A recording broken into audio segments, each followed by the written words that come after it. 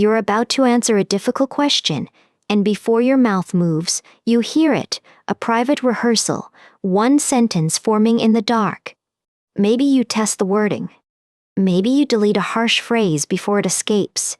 That quiet inner narrator feels so ordinary, it seems universal. But for some people, that rehearsal never happens. There is thought, planning, memory, preference, and intention, but not a voice saying the words. That absence now has a name, Anendophasia. And the most interesting thing is not what people lack, it is what remains intact. We often treat consciousness like a radio drama. A voice describes, adjuvates, argues, remembers. But human thought may be less verbal than that. In 2024, Johanne Nedergaard and Gary Lupyan published a psychological science paper testing whether low inner speech has measurable behavioral consequences. The question sounds almost impossible to study. How do you measure something private when the only witness is the person experiencing it? Inner speech is not a microphone in the skull. It varies in vividness, frequency, grammar, emotional tone, and whether it feels chosen. Some people hear full sentences, others get fragments. Others describe images, impulses, or knowing without words, like meaning arriving before language. Nedergaard and Lupyan compared 46 adults reporting low inner speech with 47 adults reporting high inner speech across several cognitive tasks. The study did not ask whether people without an inner voice can think. That would be the wrong question, and a revealing assumption. It asked something narrower and cleaner. When language usually helps the mind hold information, what happens if that inner language is faint? In one task, people with low inner speech had more difficulty remembering lists of words, especially when the words sounded similar. That makes intuitive sense if you have inner speech. You can silently loop words, keeping them alive by whispering without sound. Try holding a phone number in mind. Many of us do not store it like a picture. We chant it, silently, again and again. Softly, take away that silent chant and memory may not vanish, but one familiar tool for keeping verbal material available has gone missing. The same paper found lower performance on rhyme judgment tasks among people reporting little inner speech compared with high inner speech participants. Rhyme is strange. To judge it silently, you often have to hear words internally, even when their spelling tries to trick you. If two words look different but sound alike, inner speech can act like a private pronunciation engine. Without it, another route is needed. But the low inner speech group was not worse at everything. They did not show deficits in task switching or categorical perception tasks. That detail matters. It keeps the story from becoming a simple deficit story, which psychology has too often reached for too quickly. Anendophasia does not mean an empty mind. It points to a mind organized through different materials, images, spatial relations, feelings, patterns. If your own thinking is verbal, it is tempting to imagine silence as blankness. Consider that this may reveal your habits, not theirs. British Psychological Society coverage noted that when participants said task words aloud, the performance gap in some tasks disappeared. That is a beautiful clue. Speaking aloud may substitute for the inner voice, turning a private missing tool into an external one. So, if silent rehearsal fails you, one approach is simple: externalize. Say it quietly, write it down, draw it, or move objects around. This is not only about anendophasia. All of us offload thought. We use paper, gesture, rhythm, posture, and other people. Watch someone explain a complicated idea.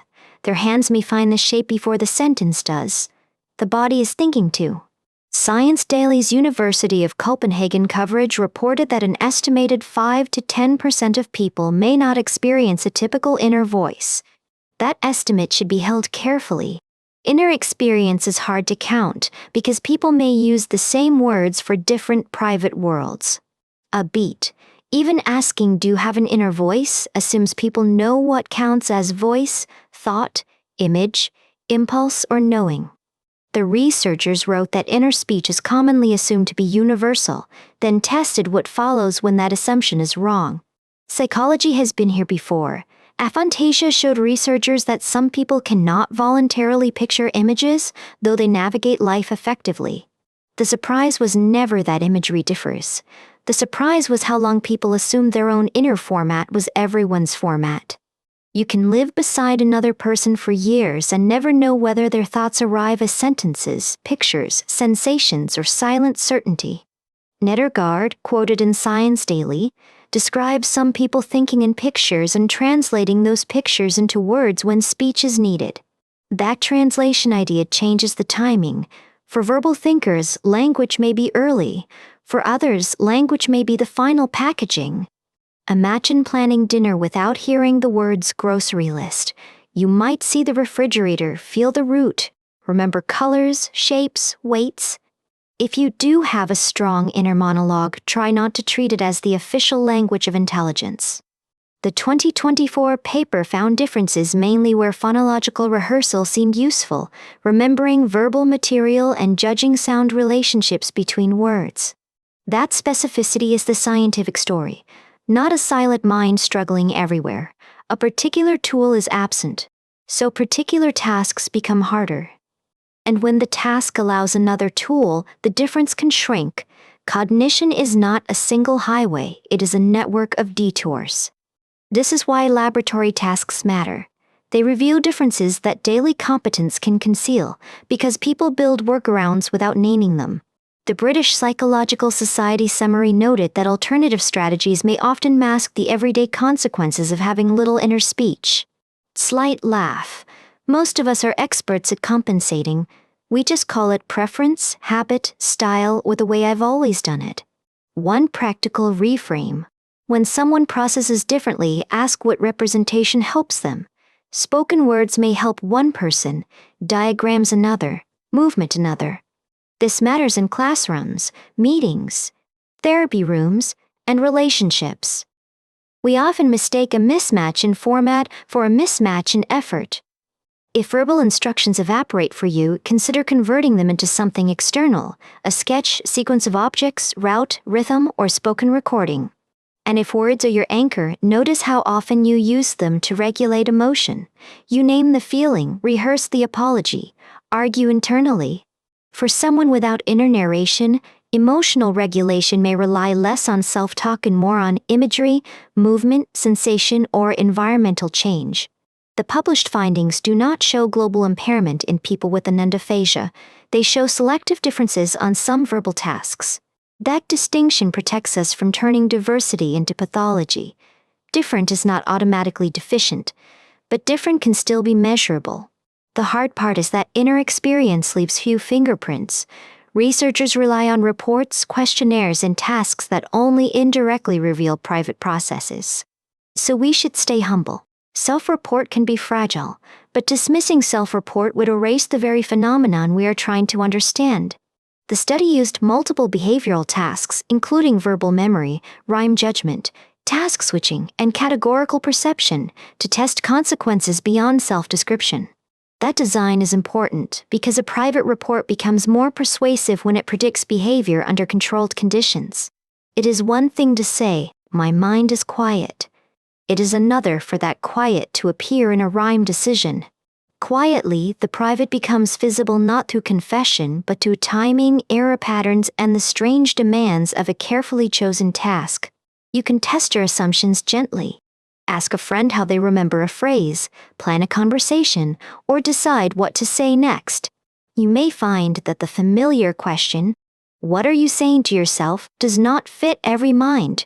Researchers use the term Anendophasia to describe a lack of experienced inner speech, paralleling terms for other hidden differences in imagination.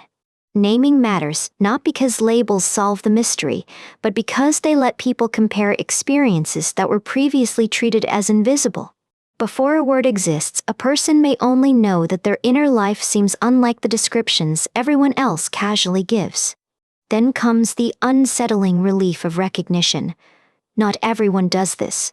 Not everyone hears themselves thinking, "I'm not failing at introspection."